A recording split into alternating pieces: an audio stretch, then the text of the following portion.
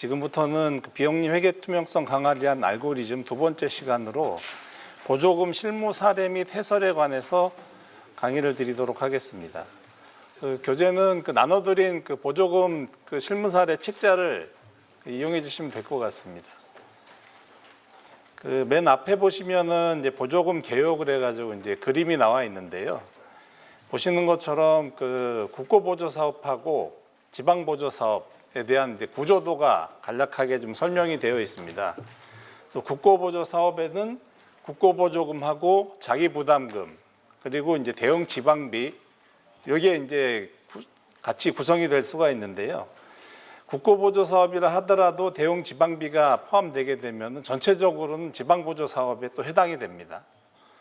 그래가지고 이제 국고보조금, 지방보조금이 어디에 이제 국고보조금만 있다고 그래 국고보조금만 있을 경우에는 이제 국고보조 사업이 되겠지만 대응 지방비가 같이 들어가게 되면 이제 지방보조 사업이라는 거를 좀 이해를 해주시고요.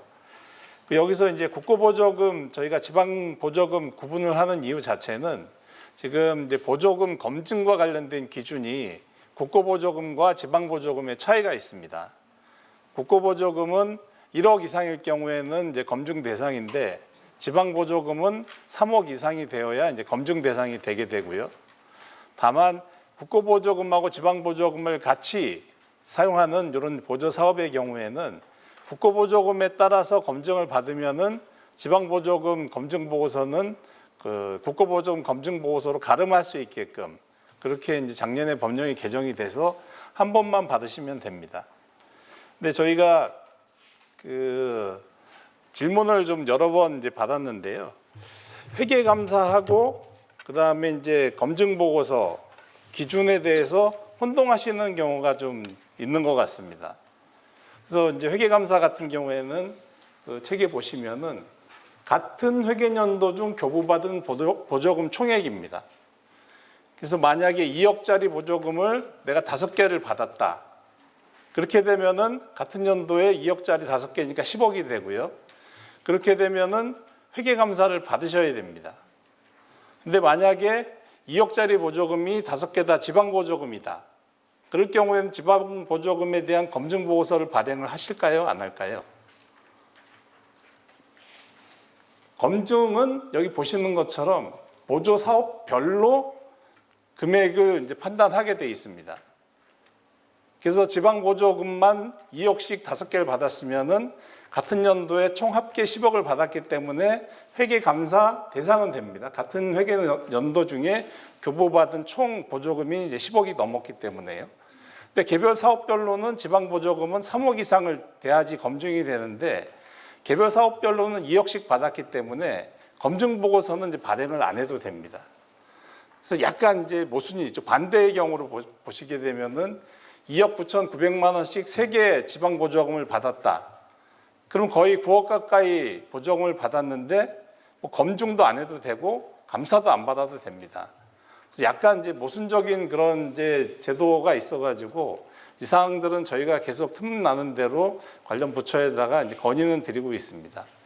근데 하여튼 이제 주의하셔야 되는 거는 회계감사는 같은 연도에 교부받은 총 금액이라는 거 판단 기준이 그리고 이제 검증은 보조 사업별, 간접 보조 사업별로 금액이 국고보조금은 1억, 지방보조금은 3억 이상이 돼야 된다는 사실을 좀 주의하시면 될 것 같습니다.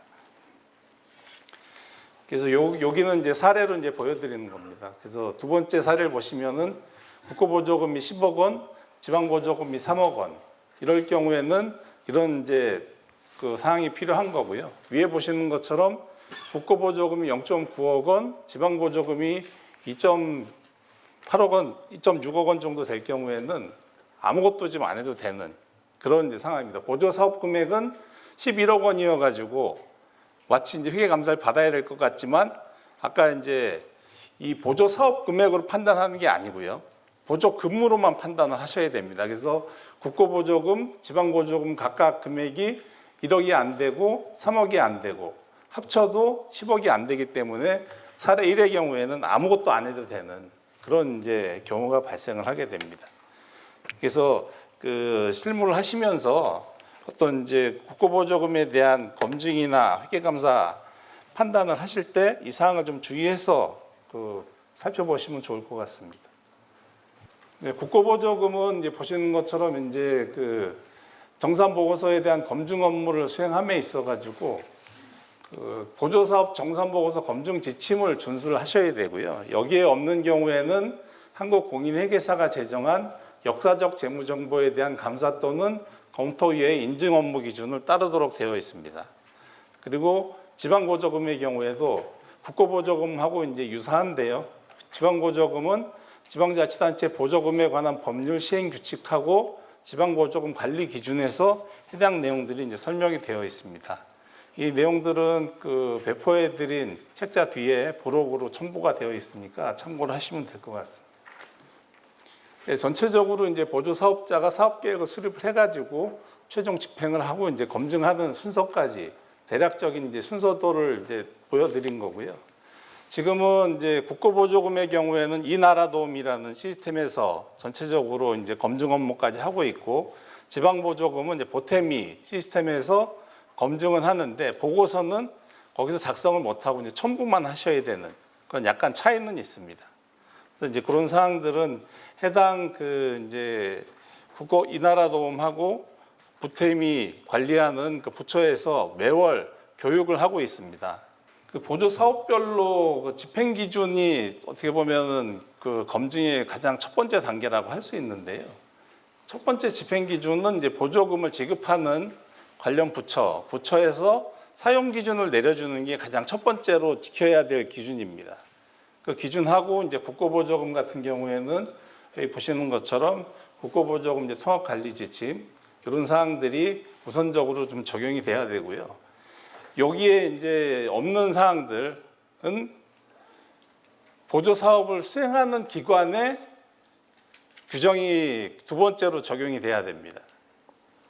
근데 만약에 이제 보조 사업을 수행하는 기관에 보조 사업을 신청하기 전에 없었던 규정인데 보조 사업을 하다 보니까 만약에 무슨 이제 회의비 같은 걸 줘야 되는데 기관 자체 회의비 규정이 없었습니다. 근데 이제 보조 사업을 신청하고 나서 회의비를 줘야 되니까 회의비 규정을 새로 만들었어요. 그렇게 되면 그 규정은 이제 인정을 받을까요? 못 받을까요? 그 규정은 인정을 못 받습니다. 보조금을 신청하기 전에 있었어야지 원래 회사가 사업을 수행할 때 적용하는 규정이기 때문에 그 규정대로 집행했을 때 인정을 해주는데, 규정이 없는데 보조금 신청하고 나서 새로 만들면은 부정 사용에 어떤 의도가 있다라고 봐가지고 인정을 안 해줍니다. 그럴 경우에는 그 다음에 이제 공무원 규정이라든지 공공기관 규정 같은 사항을 세 번째로 이제 적용을 하게 됩니다. 다시 정리드리면은 보조금을 교부하는 부처에서 사용 지침을 내려준 사항을 제일 먼저 적용을 해야 되고요. 거기에 없는 사항들은 보조 사업자의 자체 규정. 근데 그 자체 규정은 보조금 신청하기 전에 있었어야 되는 규정이고요.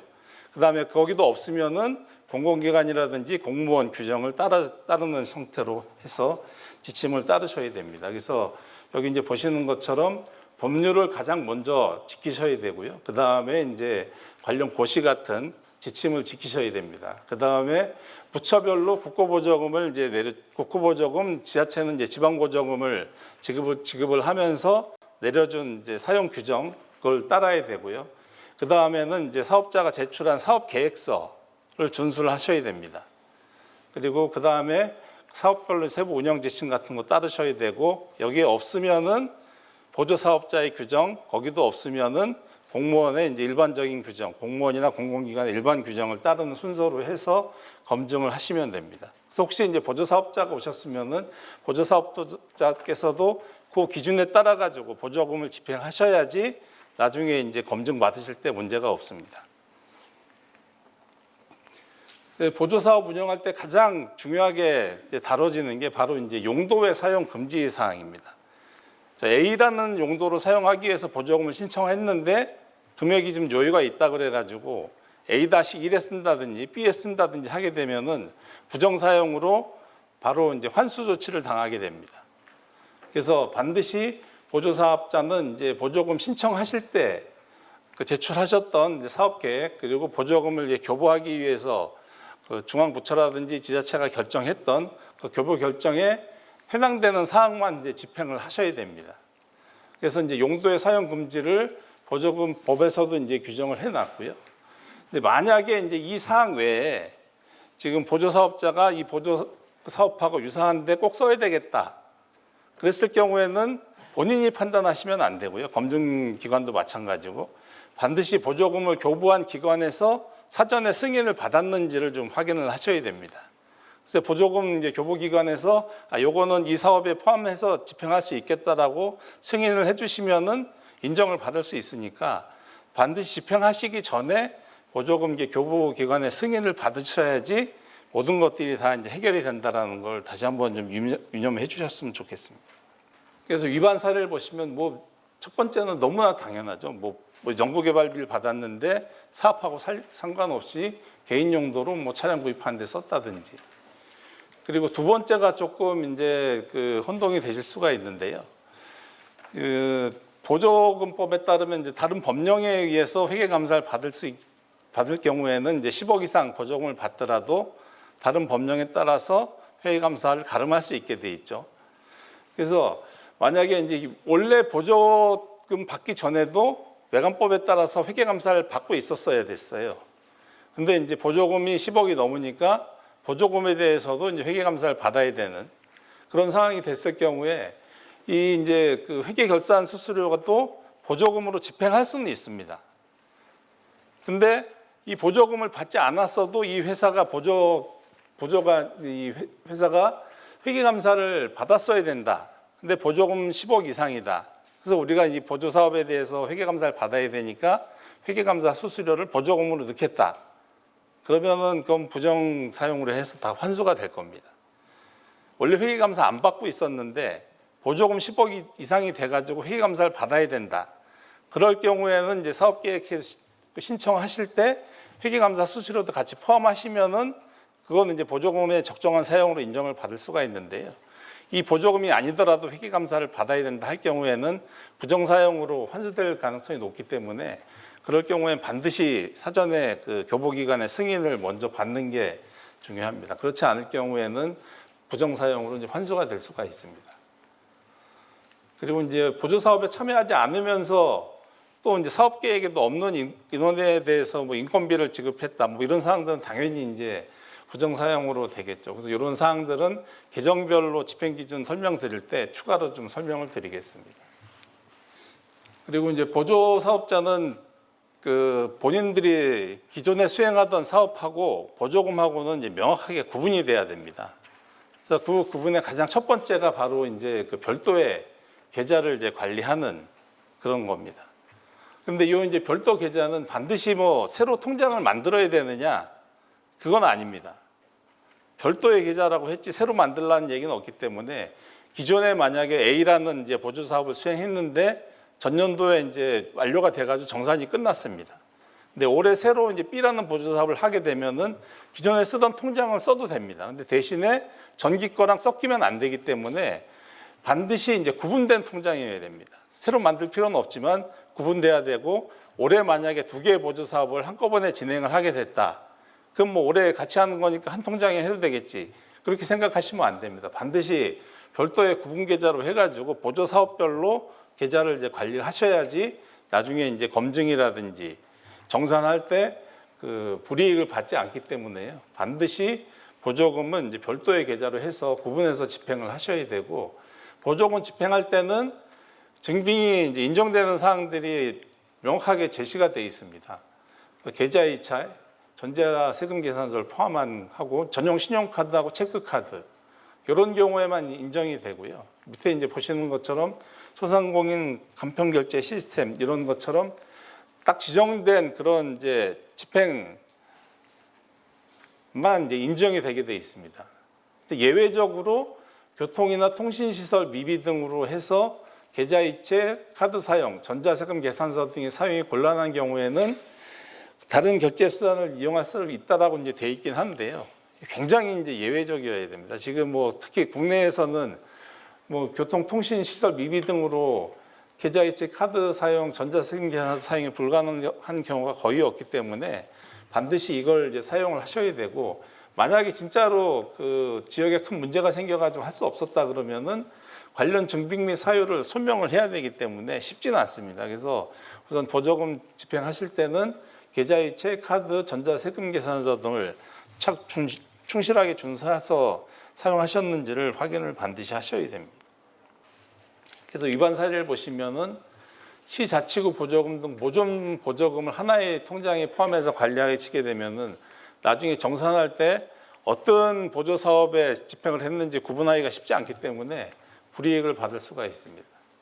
그리고 기존 계좌에 하셔도 되는데 혼합해서 쓰시면 안 됩니다. 근데 타 자금과 혼용해서 사용하고 있기 때문에 나중에 여기서도 이제 보조금이 구분해서 얼마나 집행됐는지 알 수가 없어서 이럴 경우에 이제 부정 사용으로 또 이제 환수를 당할 수가 있습니다. 근데 여기 이제 예외적으로 이제 인건비 같은 경우에 지금 이제 원래는 보조금 전용 계좌에서 개인별 인건비를 바로 이체를 해야 되는데 만약에 이제 보조 사업 수행하는 인원이 100명이다 그러면 이걸 100건을 한 번에 인체하기가 어렵다 그러더라고요. 이 나라도 시스템 또 구조상. 그래서 이럴 경우에는 예외적으로 이제 다른 경우를 좀 인정을 해준다고 합니다. 그래서 그건 이제 인건비 할 때 이제 설명을 드리는데 기본적으로는 보조금 전용 계좌에서 바로 이제 이체를 해서 집행을 해야 되는 그런 이제 구조를 가지고 있다라고 이제 이해를 해주시면 좋을 것 같습니다. 그리고 이제 보조금 부정 사용에서 가장 많이 차지하는 게 여기 이제 보시는 것처럼 임직원 친족 거래에서 부정 사용이 가장 많이 발생을 한다고 합니다. 그래서 이제 이 전체적으로 국고보조금 관련 법률에 보면은 그 임직원 친족 거래를 완전히 금지하고 있지는 않습니다. 국고보조금 자체에서는 정상적으로 거래가 이루어졌고 문제가 없을 경우에는 뭐 이제 사용할 수는 있는데 이게 중앙 부처별로 금지하고 있는 부처가 있습니다. 아까 이제 말씀드렸지만 이 보조금을 교부하는 부처의 기준이 제일 먼저 우선돼야 되거든요.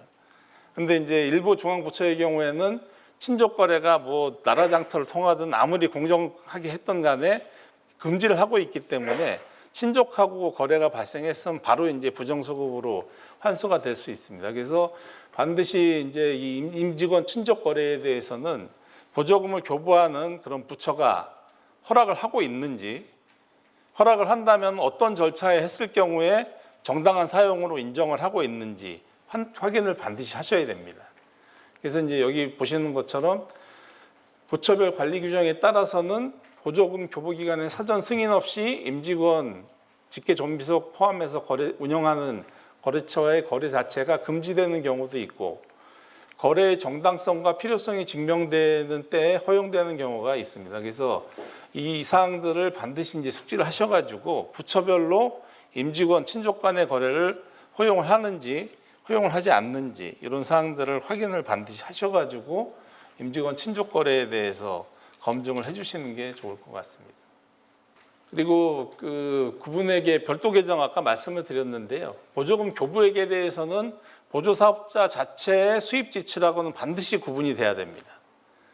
그래서 통장 자체를 구분해서 계속 그 계정 관리를 하게 되면은 사실 혼용될 그런 이제 사항이 없긴 한데 나중에 계정별로 설명을 드리겠지만 보조사업 집행 자체가 그 기존의 사업하고 구분하기가 쉽지 않은 경우들이 있습니다. 만약에 같은 공장에서 생산을 한다고 했을 경우에 생산 라인이 구분이 돼가지고 운영된다 그러면 모르겠지만 시간대별로 뭐 국고보조 관련된 거 사업하고 저녁 시간에는 뭐 자기네들 기존 영업하고 하게 되면 그걸 구분을 어떻게 할 것이냐도 굉장히 이제 좀 문제가 될 수 있기 때문에 반드시 이제 구분 회계는 이제 필요하고요. 보조 사업 집행 실적을 구분해서 해야 되고 기존에 본인들 사업하고 만약에 이제 혼용이 될 가능성이 있을 경우에는 사업계획 제출하실 때 그런 사항들을 어떻게 구분할 것인지에 대해서도 좀 명확하게 제출을 하셔야지 나중에 검증하실 때도 정당하게 인정을 받을 수가 있습니다. 그래서 여기 보시는 것처럼 그 보조사업자가 지방자치단체의 장인 경우에는 국비하고 지방비가 같이 그 지방자치단체도 이제 보조사업을 하기 때문에요.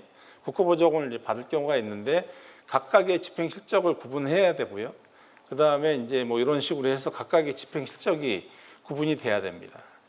그런데 마찬가지로 여기도 사전 승인을 받을 경우에는 그 일부 사업에 대해서 이제 다른 사업자한테 위탁할 수도 있는 그런 상황은 있는데 반드시 이제 보시는 것처럼 사전 승인이 필요합니다. 그래서 보조 사업을 검증을 하실 때 본인이 그 검증하시면서 보셨을 때 이게 좀 약간 정상적이지 않은 것 같다라고 하시면은 무조건 이제 사전 승인 그 보조금 교부한 중앙부처라든지 지자체에 사전 승인이 있었는지를 확인을 하신 다음에 검증을 해주시는 게 좋을 것 같습니다. 사전 승인이 있다라고 하면은 뭔가 이제 그 집행하면서도 이슈가 있었는데 그거에 대해서 보조금 교부 사업 교부자하고 충분하게 이제 논의가 됐다라는 거기 때문에 그런 사항은 이제 검증인이 또 인정하고 넘어갈 수가 있는데 그 긴가민가한 상황에서 보조 사업자를 이제 검증하는 감사인이 그걸 인정을 해줬다가 나중에 혹시라도 문제가 되면은 감사인이 다 책임을 져야 되지 않겠습니까?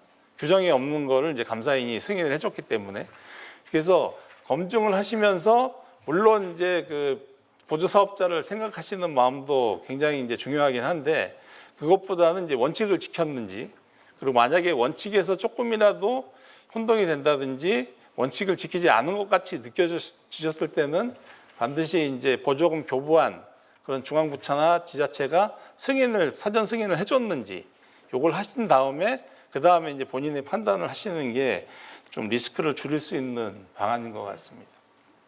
그리고 맨 처음 이제 그림에서 보셨지만 이제 보조 사업을 하실 때는 국고보조금, 그 대응 지방비, 그 다음에 이제 자기부담금이라는 게 있습니다.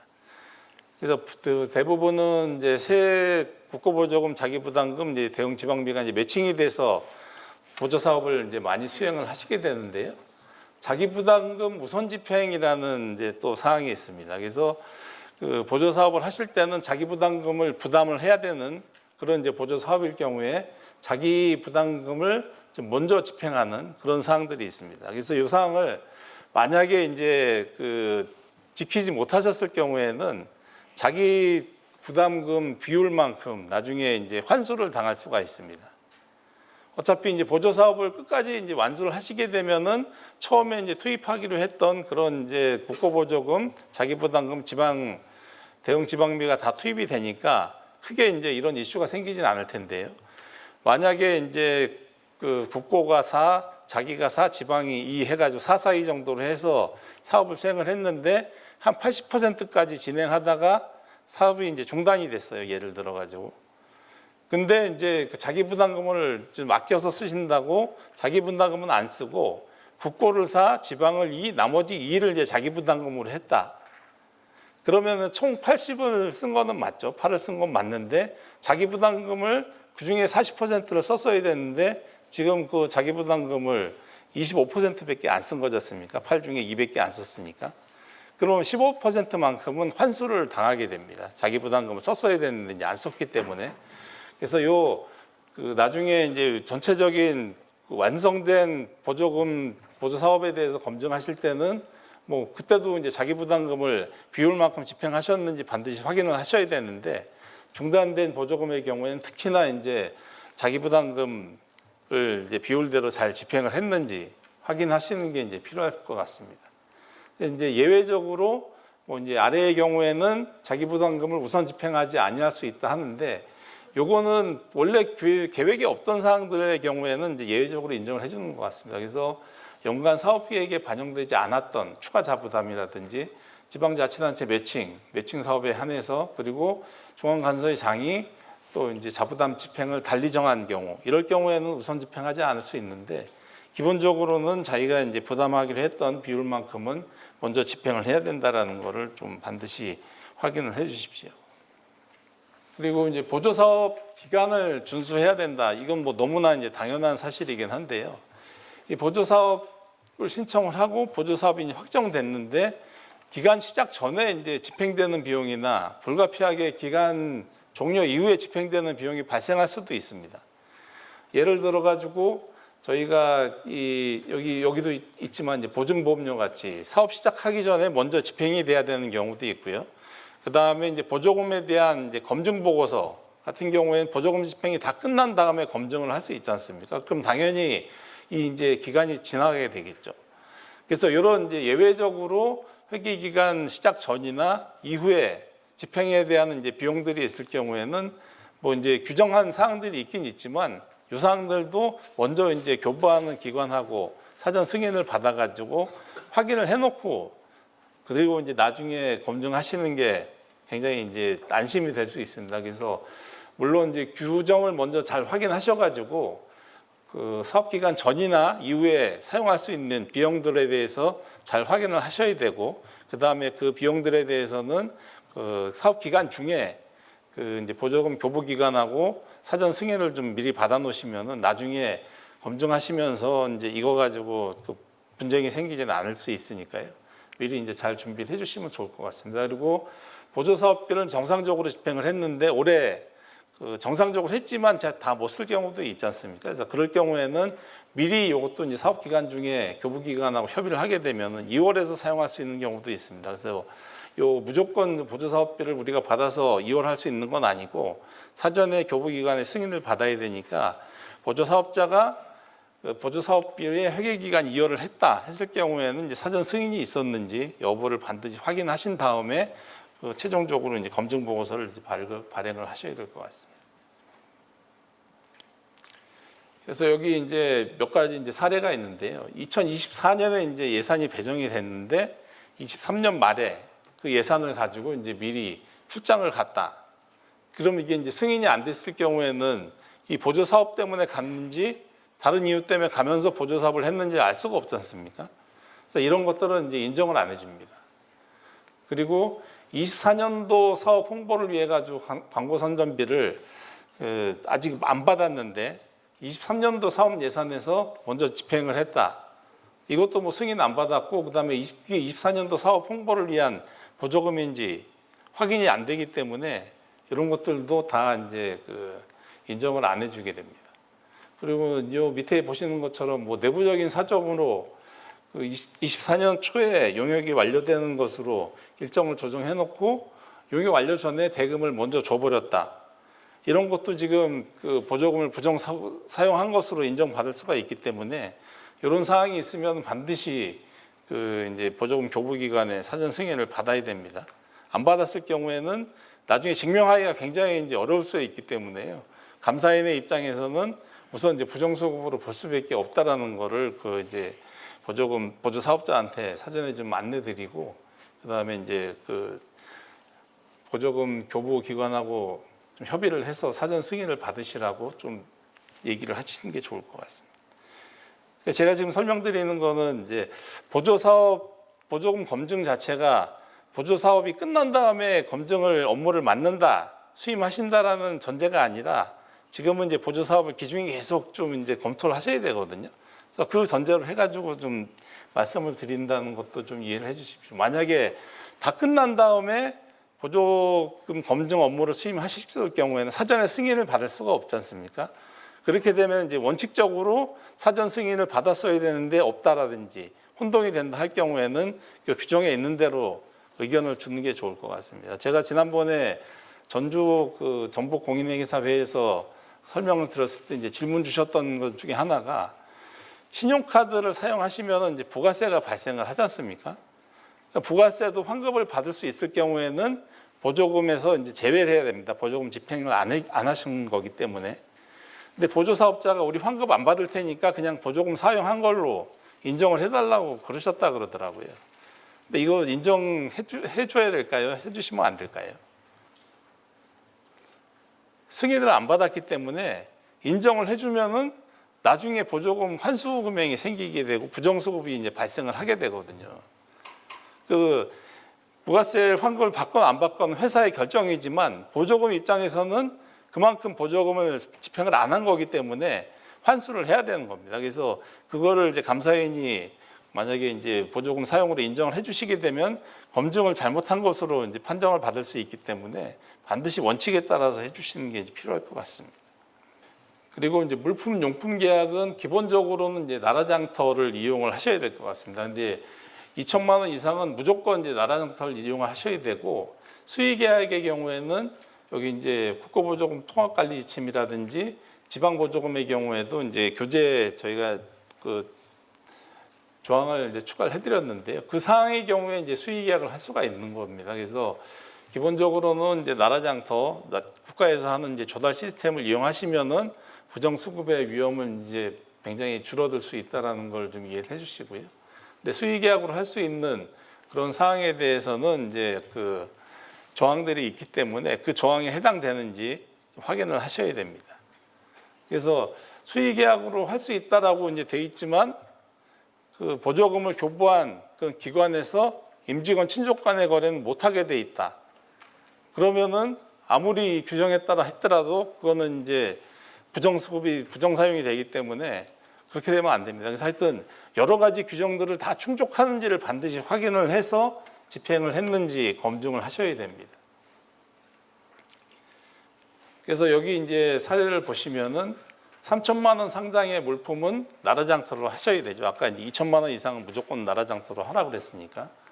그런데 3천만 원 이상의 물품 계약을 했는데 수의 계약으로 이제 하신 경우는 당연히 이제 부정수급이 되겠죠. 부정사용이 되실 텐데 두 번째는 5천만 원을 초과하는 용역인데 요거를 그 수의 계약으로 하기 위해 가지고 세 개로 쪼개 가지고 뭐 이제 1,500만 원, 뭐 1,900만 원 이렇게 해 가지고 만약에 세 개로 수의 계약 체결하면은 안 되겠죠, 당연히. 이런 사항들은 이제 부정수급이 적발이 되게 되면은 뭐 다 이제 다 환수를 당하게 됩니다. 그래서 이런 계약들은 나라장터도 이용 안 했고, 그 다음에 이제 보조금도 계약서도 지금 보조금 시스템에 제대로 등록을 안 했기 때문에 이렇게 되면 나중에 이제 보조금 환수뿐만 아니라 더 강한 처벌도 이제 받을 수가 있습니다. 그래서 이 그 금액대가 조금 있는 그런 이제 물품이라든지 용역 구매의 경우에는 반드시 뭐 쪼개기 같은 게 있지는 않았는지 이런 사항들도 좀 검토를 해야 될 것 같습니다.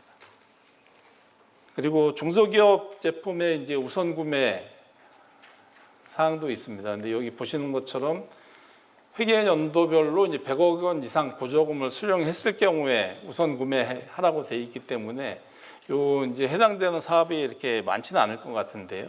만약에 이제 100억 원 이상의 보조금을 수령한 보조 사업일 경우에는 중소기업 제품을 우선해서 구매했는지도 반드시 좀 확인을 하셔야 됩니다. 그리고 이제 시설공사라든지 중요재산 관리, 정산보고서 작성과 실적보고서 작성, 보조금 금액 확정은 이제 그 보조 사업자가 많이 이제 좀 활용하셔야 되는 내용이어가지고 이건 우선 설명은 생략을 하고 해설서를 이제 잘 읽어보시면은 관련 내용은 충분하게 이제 이해를 하실 수 있을 것 같습니다. 그래서 그 비용리 통합 플랫폼의 그 공익법인하고 사학기관 공동주택 보조금 관련돼서 법령이나 감사 자료, 그다음에 이제 전문가 상담, 그리고 혹시 이제 소규모 그런 이제 보조 사업자 같은 경우에 이제 회계 감사나 이제 검증인 찾기가 쉽지 않으신 경우가 있어가지고 거기도 이제 저희한테 요청하시면은 저희가 이제 추천해드릴 수 있게끔 그렇게 좀 정리를 했습니다. 그래서 비용리 통합 플랫폼 많이 이용해 주시면 이제 감사드리겠고요. 정산 보고서 검증 실무에 대해서 이제 설명을 드리겠습니다. 아까 처음에 이제 말씀드렸던 것처럼 국고보조금은 보조금 금액이 이제 1억 원 이상, 지방보조금은 3억 원 이상일 경우에는 회계감사인에 이제 검증을 받게 돼 있습니다. 그래서 하나의 보조 사업에서 국고보조금이 5천만 원, 지방보조금이 2억 5천만 원, 그랬을 경우에 두 개 합치는 게 아니라는 건 이제 설명을 드렸으니까 잘 아실 것 같고요. 기존에는 국고보조금에서 검증을 받더라도 지방보조금 검증을 또 받게끔 법률이 이렇게 돼 있었습니다. 근데 작년에 그게 국고보조금 받으면 이제 지방보조금 가름할 수 있게 다행히 바뀌어가지고 한 번만 받으시면 되는데 국고보조금 검증 업무를 할 때 국고보조금에 대해서만 하시는 건 아니고요. 보조사업 전체에 대해서 하시는 겁니다. 검증할 때는. 그래서 예를 들어 가지고 국고보조금이 1억, 지방보조금이 2억, 자기부담금이 3억 그래가지고 총 6억짜리 보조사업이면은 6억 전체에 대해서 검증을 하셔야 되는 겁니다. 그래서 검증을 보조금별로 구분해서 하시는 건 아니고 보조사업 전체에 대해서 하신다는 거 반드시 좀 유념을 하셔야 되겠습니다. 그래서 저희가 이제 검증 업무에 대해서 또 이제 많이 질문을 주시는 게 검증을 하고 있는데 그 보조사업자가 회계감사도 좀 해달라고 요청을 하는데 해도 괜찮으냐 이런 질문을 많이 하시거든요. 근데 이게 지금 보시는 것처럼 그 정산보고서 검증 기준에는 같이 못하게 돼 있습니다. 원칙적으로는. 근데 예외적으로 그 보조금을 교부한 중앙관서의 장이나 지방자치단체의 장이 승인을 하면은 같이 할 수 있습니다. 그래서 이 만약에 이제 그 보조사업자가 같이 해주면 안 되냐고 요청하시면은 보조사업자한테 보조금 교부한 기관한테 승인을 좀 받아줘라, 메일이나 뭐 이런 형태로. 그러면은 이제 같이 하실 수 있습니다. 무조건 못 하는 건 아니니까 그 보조사업자가 이제 그런 요청하시면 당연히 이제 보조사업자가 원하는 거니까 보조사업자 통해 가지고 승인 받으시고, 혹시라도 이제 그렇지 않을 경우에라도 너희들 귀찮지 않냐, 검증도 받아야 되고 감사도 다른 사람한테 받아야 되면은 어떻게 보면 2번 받는 거니까 좀 이제 힘들지 않겠냐, 요거 예외적으로 보조금 교부한 중앙간서나 이제 지방자치단체장 보조금 교부기관의 승인을 받으면은 같이 할 수 있으니까 한번 이제 승인을 좀 받아달라고 요청하셔도 크게 이제 무리는 없을 것 같습니다. 그래서 반드시 요 이제 원칙적으로는 안 되지만 이제 예외적으로 같이 수행할 수도 있다라는 사실을 좀 유념하셔가지고 검증 업무를 수행하시면 좋겠고요.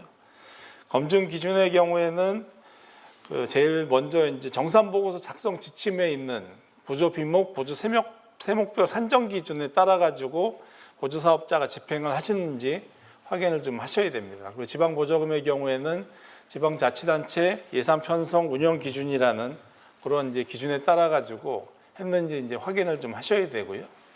그다음에 다시 한번 이제 말씀드리지만 보조금 교부기관에서 이제 지급한 규정을 제일 먼저 지키셔야 되고, 그다음이 보조사업자가 자체적으로 정한 지급 규정, 보조금 신청하기 전에 이제 있었던 규정입니다. 신청이나 받은 다음에 규정 바꾸시면은 부정수급으로 이제 환수당할 수 있으니까 유의하셔야 되고요. 거기도 없으면은 그다음에 이제 공공기관이나 공무원 기준을 따르셔야 된다라는 그런 사항들을 잘 이제 확인하셔가지고 보조사업자가 규정을 잘 지켜서 집행을 했는지 이 사항을 이제 검증을 해주시면 됩니다. 그리고 저희가 이제 회계감사할 때는 중요성에 따라서 공정하게 작성을 됐는지 적정한 수준인지를 이제 확인을 하시는 그런 이제 감사 절차를 취하시잖아요. 근데 이제 보조금 검증에 오면은 여기 보시는 것처럼 정산 보고서 및 중앙관서의 장이 정하는 서류 구비를 완전하게 했는지, 완전성이라는 건 하나라도 빠지면 안 된다는 얘기입니다. 그래서 요거는 저희가 이제 회계감사 하실 때 했던 그 중요성에 따른 공정성이 아니고 완전성, 서류 구비의 완전성을 이제 확인하셔야 되고요. 지출거래 증빙서류를 확인하는데 여기 이제 보시는 것처럼 계약 거래에 있어서는 계약 절차하고 증빙서류의 진위 여부까지 확인을 해야 됩니다. 그래서 요게 지금 이제 굉장히 좀 쉽지 않은 내용이라는 거 좀 다시 한번 좀 봐주시면 좋을 것 같고요. 그 다음에 수익금이 발생하는 경우에는 이제 수익금의 이제 정확성에 대해서도 확인을 해야 됩니다. 적정성이 아니고 정확성이기 때문에 보조금 정산 보고서, 이제 검증 보고서에는 1원까지라도 환수되는 금액이 있으면 기재를 하셔야 된다는 사항을 좀 유념을 해주시면 좋을 것 같습니다. 그리고 이제 발생 이자라든지 불인정 금액 산출해가지고 2월 금액, 미반환 금액 정확성 확인해서 최종적으로 이제 집행 잔액하고 보조금 반환 금액을 이제 확인을 하셔야 됩니다.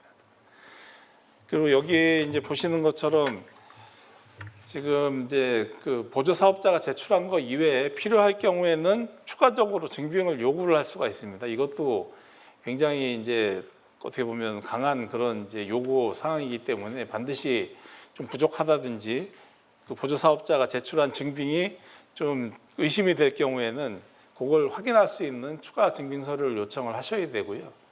그다음에 이제 여러 번 말씀드렸지만 이제 보조 사업비의 보조 비목별 산정 기준이 아까 말씀드렸던 순서에 따라서 집행이 됐는지 잘 보셔야 되고요.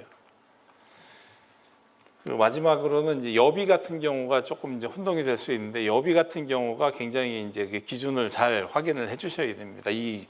만약에 회사의 자체 규정이 변경된 게 있으면 언제 바뀌었는지 이것도 나중에 이제 부정수급 확인하실 때 중요한 이제 근거가 될 수 있으니까 그런 사항을 이제 확인을 해주셔야 됩니다. 근데 앞에 이제 보셨던 검증 절차에만 너무 또 이제 집중하시다 보면은 또 가장 중요한 그런 이제 사항을 놓칠 수가 있습니다. 그래서 여기 이제 보시는 것처럼 보조사업 집행 관련된 그 증빙 서류 확인하는데 너무 이렇게 집중을 하시다 보니까 기본적인 틀을 놓치시는 경우들이 있을 수 있거든요. 예를 들어 가지고 이제 지출 증빙은 문제가 없어요. 근데 2천만 원 이상은 이제 수의 계약하면 안 되는데 수의 계약을 했어요. 전자세금 계산서 끊어가지고. 그 다음에 이제 임직원 거래도 아니었고. 그랬는데 문제는 수의 계약을 하면 안 되는데 2천만 원 이상인데 수의 계약을 해버렸어요. 증빙 다 있고. 근데 이 증빙에만 너무 집중하다 보면 또 수의 계약 그거 놓치셔가지고 부정수급 확인 못 하시는 경우도 있을 수 있거든요.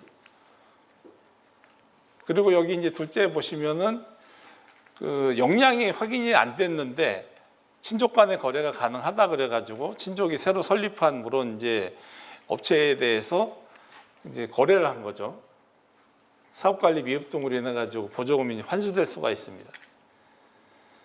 실적 같은 것도 이제 만약에 새로 설립이 됐다든지 친족 간의 거래의 경우에는 승인이 된다 하더라도 일반적인 정상 거래보다도 좀 더 이제 좀 강하게 확인을 하셔야지 나중에 이제 문제가 발생하지 않을 수 있습니다. 그래서 하여튼 지출 거래 증빙 서류는 문제가 없지만 그 배경적인 측면에서 지키지 못했던 그런 이제 사항들 비정상적인 거래로 인해 가지고 부정수급이 적발을 할 수가 있기 때문에요.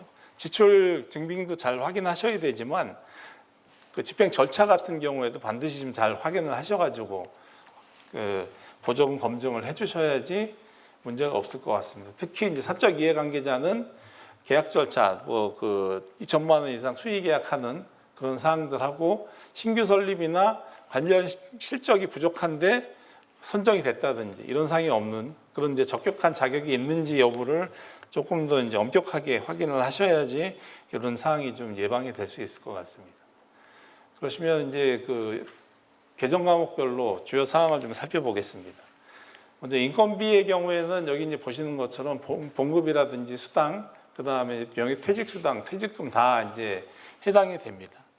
근데 여기서 주의하셔야 되는 게 단기 계약직, 1년 미만의 단기 계약직은 퇴직금 자체가 없지 않습니까? 그럴 경우에는 아무리 이제 여기서 허용을 해준다 그래도 퇴직금 산정을 하시면 안 됩니다. 그래서 이제 저희가 이 인건비 검증하실 때는 참여 인력 현황표를 이제 작성을 하시는데 현황표 작성하시면서 이분의 이제 그 계약 형태가 어떻게 되는지 그리고 언제 처음 입사를 하셨는지 등이 다 이제 확인을 하셔야 되고요. 그 다음에 이제 참여 기간, 참여율 이런 사항들이 정확하게 이제 관리가 되고 있는지 확인을 좀 해주셔야 됩니다. 특히 이제 뭐 월별 참여율 같은 경우에 요건 이제 일반적인 경우에는 많이 발생을 안 하는데 대학에서 뭐 연구하거나 이럴 때는 여러 연구 과제를 이제 동시에 수행하는 경우가 있기 때문에 참여율 자체가 뭐 200%가 된다 이럴 경우에는 이제 그 부정수급으로 부인될 수가 있습니다. 일정 비율까지는 허용을 해주는데 그 비율을 초과할 경우에 부정수급으로 이제 부인될 수가 있기 때문에 월별 참여율 관리가 특별하게 좀 이제 중요하고요. 그 다음에 이분이 이제 그 대기업 같은 경우에 그 보조 사업에서 인건비 인정 안 해주는 경우도 있더라고요. 일부의 경우가 있는데 그럴 경우에는 이분의 이제 사대보험 가입 실적을 봐가지고 계속 이 회사에 근무했는지 실제로 처음 이 회사에 입사하셨는지도 조금 이제 확인을 하셔야 될 것 같습니다. 이제 사례를 보게 되면은 A라는 분이 기업에 계속 근무하고 있었는데 신규 취업할 경우에만 뭐 주는 이제 보조금이 있었나 봅니다. 근데 이분을 이제 신규 취업한 걸로 해가지고 기존 재직자의 가입이 불가능한 이러한 이제 공제에 가입해서 보조금을 받는 경우가 있었답니다. 이럴 경우에는 아까 말씀드린 것처럼 그 사대보험 가입 증명서를 확인해 보면은 이분이 근무하시다가 다시 들어오셨는지 계속 근무하고 있는 건지 아니면 처음 이제 들어오신 건지 알 수 있기 때문에 그 사항도 좀 확인을 하셔야 되고요. 그 다음에 이제 대기업의 경우 신규 채용 인원만 인건비 인정해주고 중소기업은 뭐 기존 근무 직원도 인건비 인정해주는 그런 경우도 있었습니다. 그래서 그럴 경우에도 반드시 이런 이제 사항들을 좀 확인해 주셔가지고 그 이제 적정성을 좀 보셔야 됩니다. 그래서 이럴 경우에는 만약에 이제 뭐 참여율이라든지 인건비라든지 다 적정했는데 이 신규 취업이라는 그 자격 요건을 충족 못하게 되면은 보조금 전체가 또 이제 부인될 수도 있기 때문에요. 관련된 규정이 어떻게 되어 있는지 반드시 확인하시고 그 다음에 이제 거기에 따라 집행 여부를 확인을 해주시는 게 좋을 것 같습니다. 그리고 아까 이제 말씀드렸지만 인건비 같은 경우에도 그 보조 사업자가 사업 계획을 수립하면서 이제 보조금 받기 위해서 이제 제출을 하셨을 텐데 거기에 있는 인건비의 이제 급여 수준하고 실제 그 보조 사업을 수행하는 분이 회사에 받는 인건비 수준하고 그것도 비교를 하셔야 됩니다. 만약에 제가 이제 월 200만 원을 받는 이제 그 근로자였는데 보조 사업 할 때는 그 뭐 교수급 해가지고 300만 원으로 신청을 했다.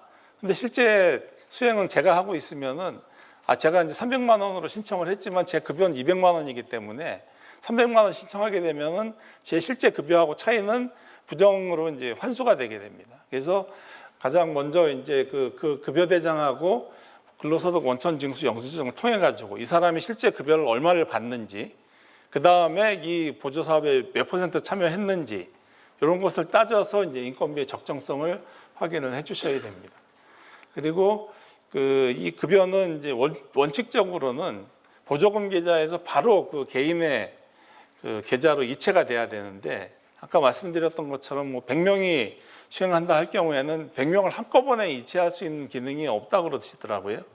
그래서 건마다 이제 이체를 해야 되다 보니까 너무 행정적인 소요가 많이 이제 발생을 해서 그럴 경우에는 예외적으로 여기 이제 보시는 것처럼 그 보조금 전용 계좌에서 법인 계좌로 하고 법인 계좌에서 원래 이제 급여 주던 식으로 이제 지급을 하시면 되는데 이것도 반드시 사전에 협의를 통해 가지고 승인을 받은 다음에 해야 된다고 합니다. 그래서 만약에 회사가 이렇게 이제 하셨을 경우에는 사전에 승인이 있었는지 승인이 있다라면은 이 사항은 인정될 수가 있으니까 승인 여부를 확인하셔 가지고 하셔야 되고요.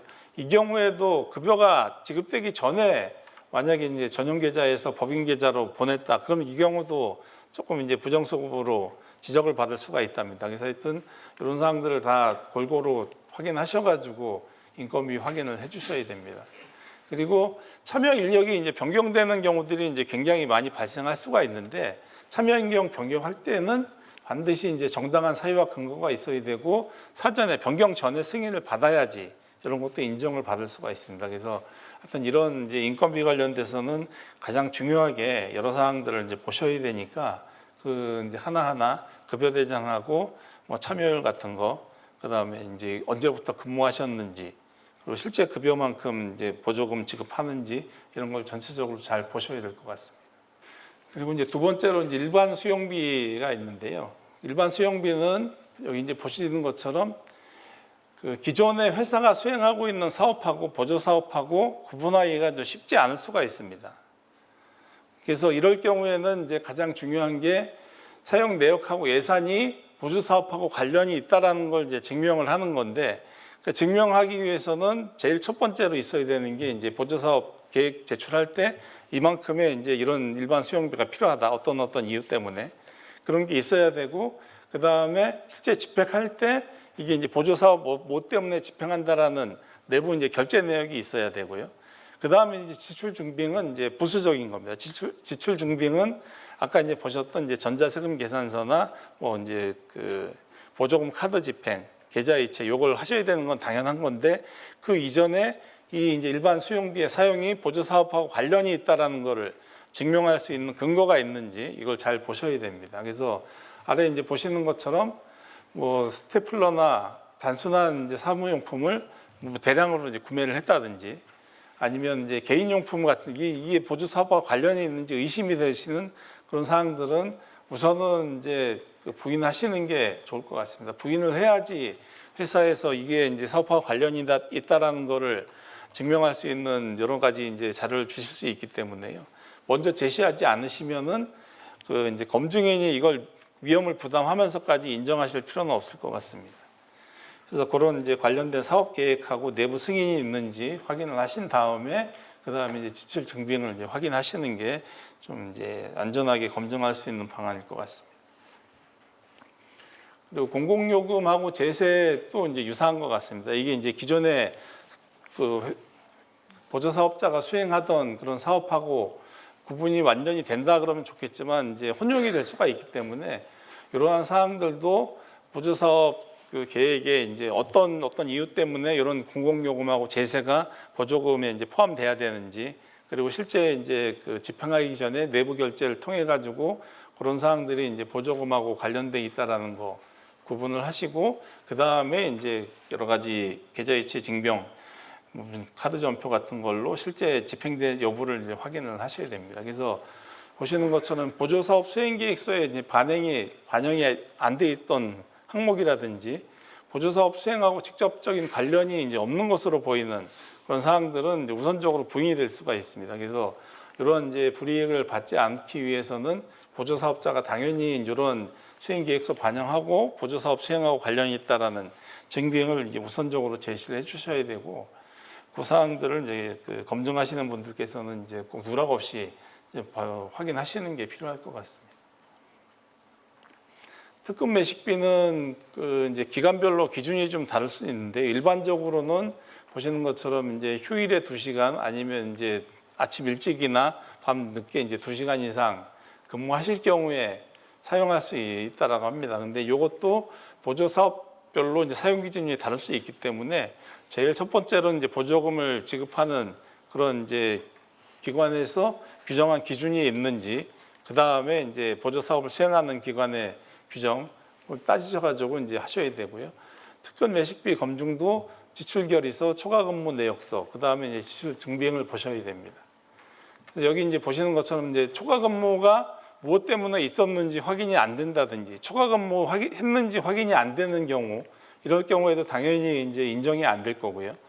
야근 식대로 들어가 있는데 보니까 술 같은 게 굉장히 유용성 경비가 많이 포함이 되어 있을 경우에, 그럴 경우에도 다 이제 부인이 될 수가 있습니다. 그리고 출장비에 이제 식대가 포함돼서 출장비를 주는데 또 추가로 또 이제 야근 식대가 같이 이제 결제가 됐다든지, 이럴 경우에는 중복돼서 발생된 그런 야근 식대는 다 부인이 되기 때문에 이제 보시는 것처럼 이제 특권 사실을 확인할 수 있는 자료가 없다든지 유용성 아니면 중복되는 그런 경우에 이제 부인될 경우가 많기 때문에 그런 이제 내역도 좀 차분히 확인하실 필요가 있을 것 같습니다. 임차료의 경우에도 그 보조사업 수행을 위해 가지고 사전에 알 수가 있습니다. 이게 토지라든지 건물 시설 장비, 물품 같은 이런 임차하는 경우에는 굉장히 이제 그 단위가 좀 있을 거기 때문에 사전에 그 보조사업을 신청을 하시면서 계획에 당연히 이제 반영이 돼 있을 건데요. 그래서 요 이제 임차료의 경우에는 왜 이걸 임차하는지에 대한 이제 적정한 사유가 있어야 되고, 언제부터 언제까지 무슨 이유 때문에 이제 임차를 한다라는 사항들이 이제 내부 결제를 통해 가지고 좀 관련성을 확인을 해야 됩니다. 그리고 임대차의 계약서라든지 뭐 이제 카드 또 계좌이체 증명 등을 통해 가지고 그 보조사업 수행 기간하고 요 임대차 관련돼서 지출된 비용하고 일정이 이제 기간이 맞는지도 이제 확인을 하셔야 됩니다. 총 금액으로 하시는 건 아니고요. 그래서 여기도 이제 수행계획서에 명시하지 않았는데 갑자기 뭐 보조사업 때문에 뭐 임차를 해야 된다, 뭐 그럴 수도 있지 않습니까? 그럴 경우에는 원칙적으로는 이제 인정을 안 해주는데, 이 경우에도 그 교부기관하고 사전에 협의를 하셔가지고 승인을 받게 되면은 뭐 이제 비목 변경이라든지 이런 걸 통해서 인정받을 수도 있습니다. 그래서 만약에 수행계획서에 없는데 갑자기 임차가 있었다 할 경우에는 사전 승인을 통해서 집행했는지 좀 확인을 하셔야 되고요. 그 다음에 이제 보조금이 그 여기 있는 것처럼 이제 자본적으로 이제 사용할 수 있는 보조금이 있고, 그 경비성으로 사용할 수 있는 이제 보조금이 있는데요. 경비성으로 사용할 수 있는 보조금을 받아놓고 실질적으로 구매하시는 경우들이 가끔 이제 발생을 하신다고 합니다.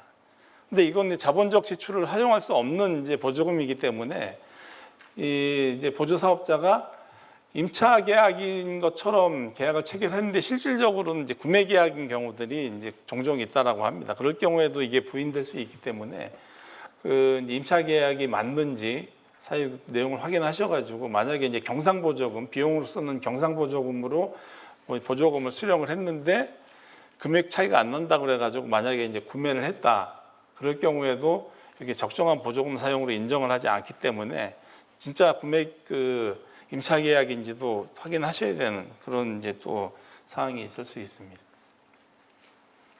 그래서 지금 이제 말씀드린 것처럼 정상적인 경우에는 사실 검증하는 게 좀 어렵진 않습니다. 당연히 이제 내부 결제가 있고 그다음에 이 이제 계획에 따라서 임차한 사항이 있고 관련된 지출 증빙이 있기 때문에 어렵진 않은데 이런 이제 의심되는 사항이 조금 뭐 좀 의심되는 사항이 있게 되면은 보시는 것처럼 이게 진짜 임차 계약인지 아니면은 실질적으로는 구매 계약인지 이런 것들도 좀 보셔야 되기 때문에 검증이 좀 쉽지는 않은 것 같습니다.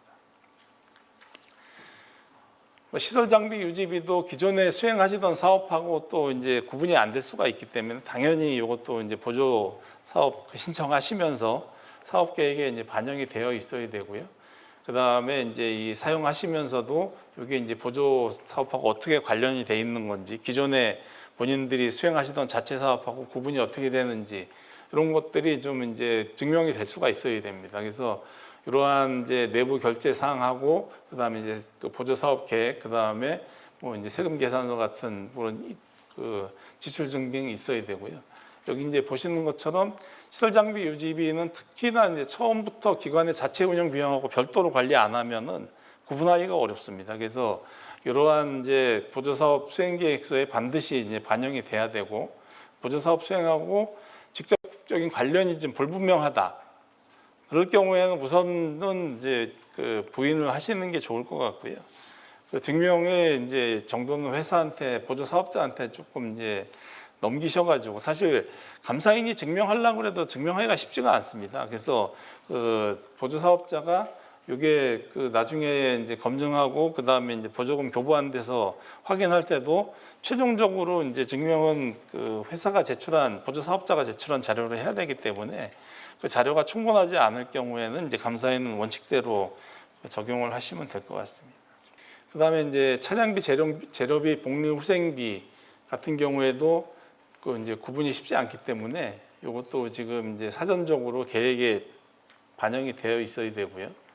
그다음에 이제 복리후생비 같은 경우에는 아까 이제 요것도 사실 회사의 규정이 있을 수 있고, 그다음에 복리후생비를 그 보조금을 교부하는 기관에서 이제 제한하는 사항이 있을 수가 있습니다. 그래서 보조금 교부하는 데서 제한이 없을 경우에는 회사의 규정에 따라 가지고 이제 복리후생비를 하셔야 되는데, 여기서도 이제 좀 부정수급이 많이 발생을 할 수 있기 때문에 복리후생비 관련된 규정이 이제 기존에 있던 규정이었는지, 그다음에 그 규정의 수준이 너무 이제 차이가 난다든지 할 경우에는 적정한 규정인지도 조금 확인을 하실 필요가 있을 것 같고요. 그다음에 이제 지출 내용에 대해서는 이제 반드시 이제 확인을 하셔야 되는데, 복리후생비에 이제 회의비나 이런 게 이제 포함될 수도 있습니다. 그래서 이런 것들도 이제 기존 과목 구분이라든지 이런 게 잘 됐는지 좀 보실 필요가 있고요. 그 여비 경우에는 이제 국내 여비하고 국외 여비하고 기본적으로는 이제 동일한데, 국외의 경우에는 출장 관련된 그런 이제 결과 보고서 같은 게 추가가 되는 경우가 있습니다. 여권 사본이라든지 출입국 관련된 사항들까지 포함을 해가지고 조금 이제 실제 출장 여부를 좀 확인을 해주셔야 됩니다. 그래서 이제 위반 사례를 좀 보시면, 보조 사업에 참여하지 않았는데 국내 여비를 지급을 한다든지, 아니면은 이제 숙박비를 할인받는 경우도 있지 않습니까? 근데 숙박비를 할인받더라도 정상적으로 이제 청구하는 경우가 이제 있을 수가 있는데, 이렇게 되면은 그 정상 금액으로 청구한 금액하고 숙박비 할인받은 금액하고 차액만큼은 지금 이제 불인정됩니다. 그래서 환수를 해야 되고, 대신에 이제 대중교통 운임비가 그 예약을 했다가 일정 변경으로 인해 가지고 이제 취소하면 이제 수수료가 또 발생을 하지 않습니까? 취소 수수료는 보조금으로 인정을 안 해줍니다. 약간 좀 이제 좀 불합리한 것 같긴 하죠. 내가 잘해가지고 금액 줄이면 줄인 금액으로 하고, 내가 잘못한 건 아니지만 정상적으로 수행을 하다가도 이제 조금 이제 수수료가 발생을 할 수 있는데, 그거는 또 정상적인 기준으로 해가지고 적용을 합니다. 그래서 이런 사항들도 나중에 이제 검증하실 때 이 숙박비가 이제 할인된 숙박비를 실비로 하셨는지, 그 다음에 혹시라도 이제 대중교통 기차라든지 버스, 뭐 비행기 취소 수수료가 포함되어 있는지 여부도 좀 확인을 하셔야 되고요. 그 다음에 이제 출장비에 식대가 포함됐는데 식대를 추가로 또 이제 했는지도 좀 확인을 하셔야 됩니다. 그리고 이제 국외여비의 경우에는 이제 외화의 경우에 매매 기준율을 적용해서 그 보조금 집행 금액을 산정을 하셔야 되고, 그 다음에 출장 기간을 초과했다든지 체제 지역 그 출장을 이제 목표로 했던 지역이 있는데 그 이외의 지역에서 뭐 사용을 했다든지 이럴 경우에는 이제 부정 사용으로 환수될 가능성이 높기 때문에 가능하시면은 이런 이제 예외적인 사항을 안 만드는 게 좋을 것 같고요. 그 다음에 이제 국외 출장 결과 보고서가 없을 경우에도 이게 보조금하고 이제 관련 없는 출장으로 이제 간주가 되는 것 같습니다. 이럴 경우에 전부 다 이제 그 불인정될 수가 있기 때문에 반드시 국외 출장 같은 경우에는 그런 이제 관련 증빙, 그 다음에 체제 지역 확인 이런 것들도 충분하게 좀 시간을 가지고 보시는 게 좋을 것 같습니다. 사업 추진 경비의 경우에는 이제 복리후생비 회의비하고 동일하게 이제 구분하기가 쉽지 않은 이제 사항들이 좀 있습니다. 그래서 여기 이제 보시는 것처럼 이제 내부 결제 문서를 통해 가지고 회의 목적이라든지 일시, 참석자, 회의 내용 등이 이제 보조 사업과 관련이 있다라는 사항들을 잘 증빙을 해주셔야 되고요. 그다음에 이제 기관 업무비도 앞에 이제 사업 추진비하고 이제 유사합니다. 그래서 이런 그런 이제 사항들이 원래 기관의 일반적인 영업하고 그 구분하기가 쉽지가 않기 때문에 일반적인 영업이 아니라 보조 사업을 위한 그런 사항이라는 게 이제 증빙될 수 있도록 결제 문서라든지 회의 목적, 일시 참석자, 회의 내용 등이 반드시 이제 구분이 잘 돼야 되고요. 당연히 이제 유용성 경비, 주류 같은 게 포함되면은 정당한 회의라 하더라도 이 관련된 금액은 이제 부인될 수가 있습니다. 그래서 이거 주의하셔야 되고요. 그 다음에 그 외부 기관에 참석 없이 내부 직원끼리 회의했는데 그걸 가지고 뭐 기관 업무 추진비라든지 회의비로 썼다 했을 경우에는 그 이제 그 부인될 가능성이 굉장히 높습니다. 그래서 이런 이제 외부 기관 참석 없이 수행 기관 내부 직원 간에 했는데 회의비로 집행을 했다. 이럴 경우에 이제 부인될 수가 있으니까 이런 사항들이 있다면은 뭐 복리후생비나 이런 이제 외부 직원이 없이 당연히 발생할 수 있는 그런 비용으로 하시고 그때도 이제 이런 주류 등의 유용성 경비는 좀 발생하지 않게끔 관리를 하셔야 되고요. 그 다음에 아까 이제 처음에 말씀드린 거하고 조금 이제 관련이 되는데 만약에 그 임원이 해외 출장을 간 적이 없어가지고 임원에 대한 해외 출장비, 체재비 같은 게 이제 없었는데 갑자기 이제 보조사업 하면서 임원이 이제 내가 가겠다 해가지고 갈 수도 있지 않습니까? 그래가지고 이제 갑자기 규정을 만들어가지고 집행을 했다.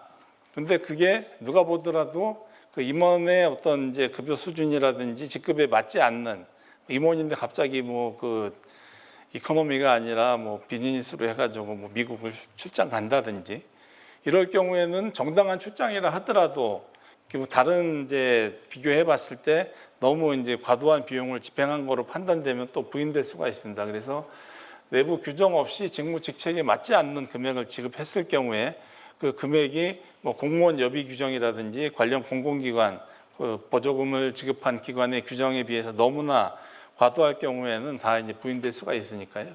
그 금액들도 이제 확인을 좀 해주시는 게 좋을 것 같습니다. 유형자산 취득비는 이제 그 건물이나 공작물 같은 이제 유형자산을 취득할 때 소요되는 사항들인데요. 요거는 이제 아까 보셨던 이제 경상보조금이 아니라 자본보조금에서 이제 쓸 수 있는 사항들이고 자산 취득 사유라든지 뭐 소요 예산 같은 게 이제 내부 결제 문서에 당연히 있어야 되고요. 이게 보조사업하고 관련이 있다라는 게 증명이 돼야 됩니다. 그리고 이제 구매 의뢰서하고 거래 명세서, 계약서 뭐 이런 것 그리고 실제 설치가 완료됐는지 확인서 같은 걸 보셔야 됩니다. 그 뒤에 위반 사례를 보시면은 뭐 당연히 이제 공사비 부풀려 신청할 경우에는 그 위반 사항에 대해서 환수를 하셔야 되고 그 시공업체가 허위 공사 사진, 시공 확인서를 제출하는 방식으로 하는 경우가 있나 봅니다. 상식적으로는 좀 이해가 되지는 않는데 실제 보조 사업을 통해 가지고 취득하지 않았는데 허위로 이제 취득한 것처럼 사진만 해가지고 결과 보고서 내서 한 경우가 있나 봅니다. 그래서 반드시 이런 너무 이제 크거나 아니면 유형자산 그런 게 실제 시공된다고 하면은 검증하시면서 한 번 정도는 현장 방문을 하실 필요도 있을 것 같습니다. 실제 그 건물이 있는지 그 건물이 이제 보조 사업 관련된 사항들인지 좀 확인을 해주시는 게 좋을 것 같고요. 그 다음에 이제 수용 계획서에 기재되지 않은 범용 장비 같은 보조 사업과 관련 없이도 쓸 수 있는 그런 사항들의 경우에는 반드시 이게 이제 보조 사업과 관련이 있는지 여부를 회사가 좀 증명을 해줘야지 인정을 받을 수가 있습니다. 그래서 이런 범용성 장비 같은 경우에 특히나 좀 주의해서 보실 필요가 있을 것 같습니다. 그리고 보조금 교부 관련돼서 이제 수익이 발생됐을 경우에는 그 수익은 이제 보조 사업자가 갖는 건 아니고요. 다 이제 국고에 환수를 해야 됩니다. 근데 이것도 이제 제일 우선적으로 적용되는 거는 교부 목적에 따라 가지고 전부 또는 일부에 해당하는 금액을 반환하게 하는 조건이 있을 경우에는 해당하는 금액만큼만 이제 반환을 하시면 됩니다. 그래서 이 사항을 이제 잘 확인을 하셔야 되는데, 이렇게 하기 위해서는 예를 들어 가지고 이제 보조금 관련된 이자가 발생을 할 수 있지 않습니까? 이게 보조 사업이 이제 예치형이 있고 이제 비예치형이 있는데, 만약에 이제 이나라도움에 예치를 하고 보조 사업 사용할 때마다 이제 보조금을 받는 경우에는 이자가 이제 이나라도움에서 이제 발생을 하기 때문에 그거는 자동 계산해 가지고 국고로 이제 환수를 하게 되는데, 만약에 보조 사업자가 보조금을 받아 가지고 집행을 하는 경우에는 나중에 이제 수익 발생한 거에 대해서 이제 반환을 해야 됩니다. 보조금 때문에 발생한 부분만큼 이제 반환을 해야 되는 거여서, 예를 들어 가지고 국고 보조금이 50%, 자기 부담금이 50%이다. 근데 이자가 100원이 발생을 했다. 그러면은 100원 다 반환하는 건 아닙니다. 자기 부담금에서 발생한 50%만큼은 내 돈에서 발생했기 때문에 그거는 이제 내가 가지는 건데, 국고 보조금에서 발생한 50%의 수익은 그 국고로 이제 환수를 해야 되는 그러한 게 있기 때문에, 요 이제 국고 보조금 관련돼서 수익이 발생하게 되면은 그것도 이제 자기 부담금하고 국고 지방 보조금 비율에 따라 가지고 환수 금액을 산정하셔 가지고 환수할 수 있게끔 그렇게 해야 되고요. 그다음에 여기 이제 보시는 것처럼 그 보조 사업 그 카드, 전용 카드에서 사용해 가지고 캐시백이 생겼다. 그러면 이것도 이제 그 한국은행 계좌로 입금하게끔 그렇게 규정이 되어 있습니다. 그래서 보조 사업과 관련돼서 국가라든지 지방에서 이제 받은 보조금 관련된 수익이라든지 이런 캐시백 이런 것들은 다 이제 국고로 환수를 한다, 원칙적으로. 요걸 이렇게 확인하셔가지고 나중에 이제 정상 검증 마지막에 하실 때는 수익 관련된 사항들도 이제 누락 없이 확인을 해주시면 좋을 것 같습니다. 요거는 이제 관련된 이제 사례입니다. 그래서 수익용 계좌를 관리를 하지 않고 그 이제 보조 사업비로 사용하시면 안 됩니다. 그래서 수익 같은 경우에는 사용하실 거면은 반드시 이제 그 교부기관의 승인을 먼저 받고 이제 사용을 하셔야 되기 때문에 그런 사항들을 이제 확인하셔야 되고, 수익금은 반환해야 되는데 보고 누락하고 반환 안 하면 나중에 이것도 다 이제 환수를 해야 되기 때문에요. 보조 사업과 관련된 그 비용, 그 자기 부담금 비율을 제외한 나머지만큼은 반환을 할 수 있도록 이렇게 확인을 하셔야 됩니다. 수입이자도 이제 동일하게 적용이 되고 있습니다. 그리고 이제 부가가치세도 이제 그 면세 사업자가 아닌 이상은 이제 부가가치세 매입세 공제를 받을 수가 있는데요. 매입세 공제를 받았거나 받을 수 있는 금액에 대해서는 보조금 사용으로 이제 인정을 안 해주기 때문에 반드시 그 이제 부가가치세 관련된 금액만큼 이제 그 고려했는지를 확인을 하셔야 됩니다. 그래서 면세 사업자가 아니고 일반 사업자일 경우에는 부가가치세 매입세액에 여기 이제 들어가서 이제 환급을 받을 수 있기 때문에 그 이제 매입세에 관련된 사항들이 그 보조금 집행에서 제외됐는지를 확인을 해주시는 게 이제 중요합니다. 그리고 이제 이게 부가세도 이제 신고하는 기간이 있기 때문에 보조 사업이 끝난 기간 내에 아직 환급을 못 받은 경우가 있지 않습니까? 그럴 경우에는 이제 환급 받을 금액만큼 보조금에서 제외를 해야 됩니다. 이제 보시는 것처럼 공제받을 사후에 환급이나 공제받을 수 있는 금액이 있으면 추정해가지고 보조금 집행해서 이제 제외를 해야 되기 때문에 지금 안 받았다라고 해가지고 또 이제 깜빡 넘어가시면은 또 안 될 것 같습니다. 그래서 요 부가가치세, 관세 이런 것들 환급받는 금액에 대해서는 이제 좀 주의를 가지고 보셔야 되고요. 그다음에 여기 이제 예외적으로 동일한 사업에 재투자하고자 할 경우에는 금액을 이제 명확히 해가지고 사업 계획을 변경해서 이제 사용할 수가 있습니다. 이 경우에도 이제 사전에 승인을 받는 거는 당연히 이제 필요할 것 같고요. 여기 이제 보시는 것처럼 이제 예외적으로 매입 공제를 받았거나 받을 예정인 부가가치세는 보조사업비에 포함해서는 안 되기 때문에 보조사업 정산 보고서나 이제 검증할 때 좀 반드시 좀 주의를 해달라는 사항이고요. 부정수급 행위는 이제 여기 이제 보시는 것처럼 허위의 신청이나 기타 부정한 방법으로 보조금을 받은 경우나 보조금을 처음에 신청했던 거하고 다른 용도로 사용하셨을 경우에도 이제 부정수급으로 이제 인정이 되게 됩니다. 이것도 좀 주의하셔야 되고요. 그다음에 보조 사업자가 법령이나 이런 이제 종합간섭 장애 처분에 위반한 경우, 그다음에 보조금 지원하고 관련된 전제 조건이 충족되지 않는 경우도 이제 부정사업이 될 수 있고요.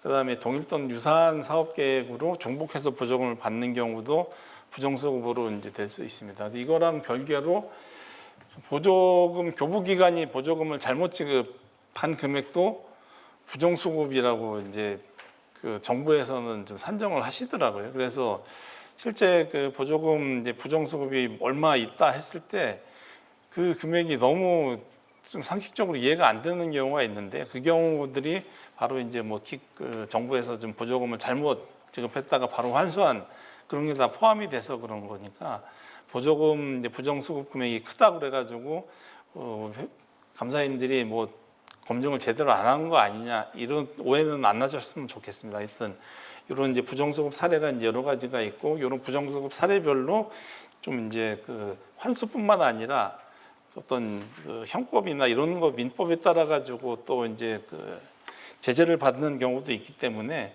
부정수급은 이제 발생하지 않도록 좀 주의를 하셔야 되고, 저희 이제 감사인들이 검증을 하실 때 아니면 이제 보조 사업자가 집행을 하실 때는 관련 규정에 따라 가지고 잘 확인하시고, 혹시 이제 규정이 조금 이제 혼동이 된다거나 규정이 없을 경우에는 반드시 이제 교부기관하고 상의하셔 가지고 집행이나 검증을 하시는 게 가장 좀 안정적으로 진행이 될 수 있을 것 같습니다. 필요한 사항들은 여기 이제 비영리 통합 플랫폼 많이 좀 이용해 주시면 좋을 것 같고요. 그 전문가 상담에서 이제 궁금하신 사항들 상담도 해드리고, 보조금의 경우에도 관련돼서 계속적으로 저희가 업데이트를 좀 해드릴 계획입니다.